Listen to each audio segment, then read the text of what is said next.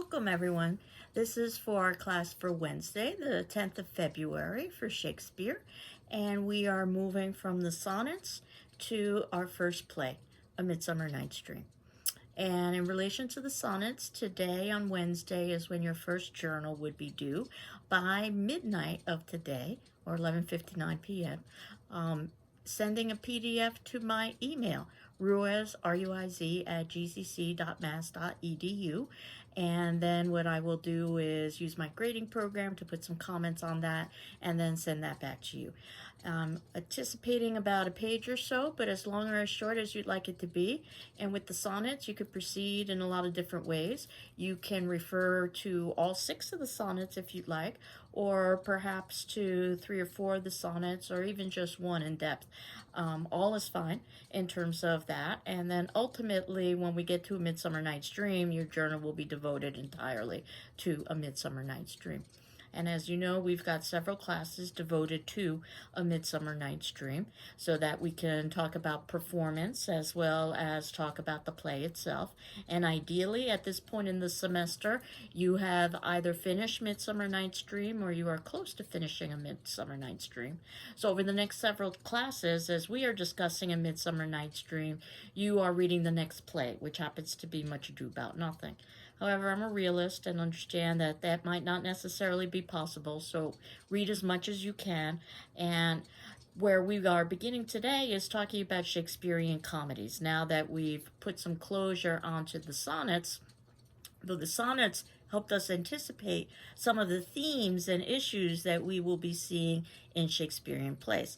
And Shakespeare's plays can be divided into different genres, and the genre of comedy is thought by scholars to have been the genre that Shakespeare probably wrote first. But of course, we talked about some of the concerns about Shakespeare in terms of understanding how much we really do know about his life, and in the end, we have some pretty scanty evidence. But we do know that the comedies are about love. And that is the most important piece about a comedy. And in fact, they probably are more similar to what we would think of in relation to romantic comedies today. And that means it's about love and its misunderstandings, but that also means that we're going to get a happy ending. And that for that would mean marriage, or at least the promise of marriage. We get no death. It's impossible for any major character to die in a comedy. There could be a mistaken death, but in the end, we will happily find out that that character is alive. There will also be a good amount of music and dance, much more so than you might anticipate by reading the plays, which is one of the reasons why it's important to actually watch the plays. The comedies in particular were very celebratory, and scholars believe that they were often performed prior to or immediately after a wedding ceremony in order to, again, celebrate that union.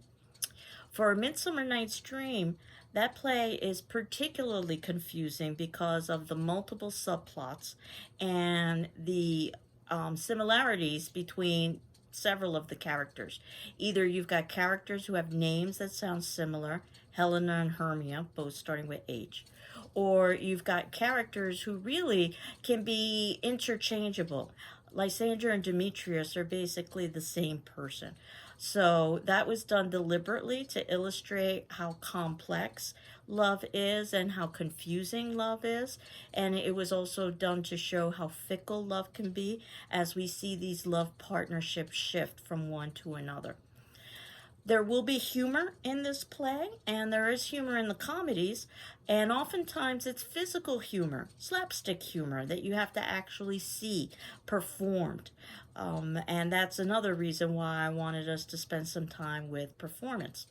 Again, you'll see a good amount of music and dance, and you'll see that the performance that I selected, which was from 2014, and this was from Shakespeare on Screen, in other words, it was performed in the actual reconstructed Globe Theater, they obviously took some liberties, and I think it's very clever, the liberties that they took in relation to music and dance. The play within a play in Act 5 of A Midsummer Night's Dream is also somewhat surprising. If you'll remember, we talked about plays having a 5-act structure that would be much like a pyramid. And Act 1, the bottom of the pyramid, would be the introduction to the characters. And Act 2, we would be going up the side of the pyramid. That would be the rising action. And Act 3, which would be the top of the pyramid, that would be the height of conflict. And then Act 4 would be the beginning of descent on that pyramid on the other side. That would be the beginning of resolution. And then Act 5 would be the opposite end of the bottom of that pyramid. And that would be the ending and resolution. Midsommar is slightly different in that basically we see a rise and fall of action in the first 4 acts, not over 5 acts. And the 5th act seems almost superfluous, but nothing about Shakespeare is superfluous. So you can bet that when we get to that 5th act, there are multiple reasons why that act is there. And we get our play within a play. If you remember in the sonnets, we were talking about metadrama, how Shakespeare is a very self-conscious author and oftentimes made direct references to the fact that he was a dramatist and we were engaged in watching a drama. You should also expect a good amount of social and political commentary in all of Shakespeare's plays. They may not necessarily be obvious pieces of social and political commentary, but we saw this with the sonnets as well. Now, Shakespeare's Globe performance, and all of the Shakespearean plays actually, would be several hours in length in terms of performance. So I was luckily able to find this particular performance free online. I do believe it's got several ads in it, for which I apologize. But that said, at least it's something that we can all access. If we were meeting live, I could have showed you the DVD and we wouldn't have had to deal with that particular wrinkle. But again, we adapt in the best way we can. And it's divided up into 3 pieces online, so I thought that that's the way that we could view it over those 3 particular sections. And that today you could focus on viewing section 1 or part 1. And you can see in the notes below, I've included the link for that. And I've also included some things for you to consider as you are watching the first section of Midsummer Night's Dream. Characters. If you'll remember, I had indicated that the first act is devoted to introducing us to characters. And we are introduced to multiple love characters, or multiple love couples in the play. Theseus and Hippolyta, they are the first love couple we are introduced to, and even though they don't have much screen time, or I should say stage time, they are important in terms of our understanding the play and the misunderstandings and complications associated with love. They are engaged, and it's because of a war conquest, which would have been a rather typical kind of love at the time period. That love was less about romantic love and more about political love or an arranged marriage. The way that this particular performance you'll be viewing deals with this is we have a pantomime in the beginning to illustrate that Theseus has conquered Hippolyta in war. Again, they're trying to give us an adaptation that would make sense to an audience member who perhaps did not read the play. And as I've indicated, our watching performances in no way substitutes for actually reading the play. It's not a substitute, but it's merely an additional resource. We're introduced to Hermia and Lysander, and they are dating and they are in love, but they are dating against Hermia's father's will. That was a very atypical love in that we've got the daughter defying the father, and also was an atypical love in that it was basically based on romance rather than political or social reasons. Then we're introduced to Helena and Demetrius, and they are another couple who previously dated and are no longer dated. And part of that, or no longer dating, and part of that is to illustrate how fickle love is that we say we will love someone forever, but that isn't necessarily the case. And as the play unfolds, we'll find out that not only has Demetrius decided he no longer loves Helena, but he now wants Hermia. And that's particularly problematic, not only because she has someone else that she loves, but Helena and Hermia are best friends. So in many ways, this is like a soap opera. And I think that that's very deliberate to illustrate the complications associated with love. We are also introduced to a fairy kingdom in this play. This is a very popular play for individuals who enjoy fantasy. For those of you who don't like fantasy, our next comedy, Much Ado About Nothing, is very much set in the world of reality, so you might prefer that better. But if you can suspend disbelief enough in watching and reading this fantasy and accept that there's a world of fairies, in this fairy kingdom, we have Fairy Oberon and Fairy Titania, and they represent another couple, a bickering marriage. And their bickering is about control and power, which is a major theme in this particular drama. And then lastly, we're introduced to a character named Bottom and his friends. Bottom is single. This is something that we'll talk about later because that will be important. They happen to be rehearsing a play about, well, love. In this instance, tragic love is the play that they're rehearsing.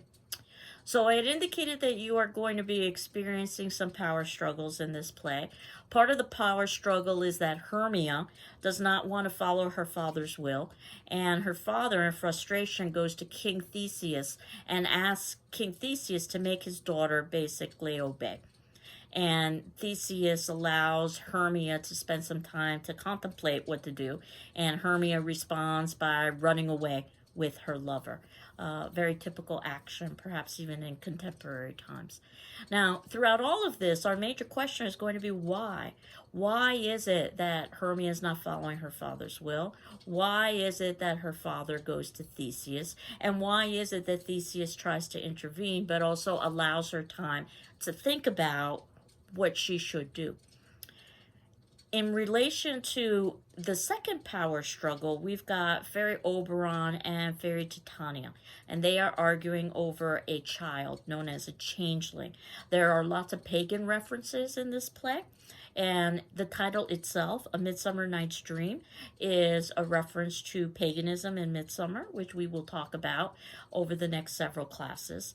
And their argument over this changeling child leads to Fairy Oberon instructing one of his fairies, Fairy Puck, to use magical love juice to distract her so that she can fall in love and then he can take the child. He wants to also humiliate her if he can a little bit, which isn't a very good way to proceed with a marriage, but perhaps it is in some ways accurate in what can happen with marriage. That said, when Titania falls in love with the first thing she sees, she happens to fall in love with, well, Bottom, who is an idiot and an ass, but it just so turns out that Fairy Puck wanted to have a little bit of fun on his own and has decided to turn Bottom, who acts like an ass, into a literal ass, a donkey. And again, we have to think about why these things are happening and what sort of statement Shakespeare might be making. Now, that said, Demetrius is supposed to also receive love juice so that he falls in love with Helena.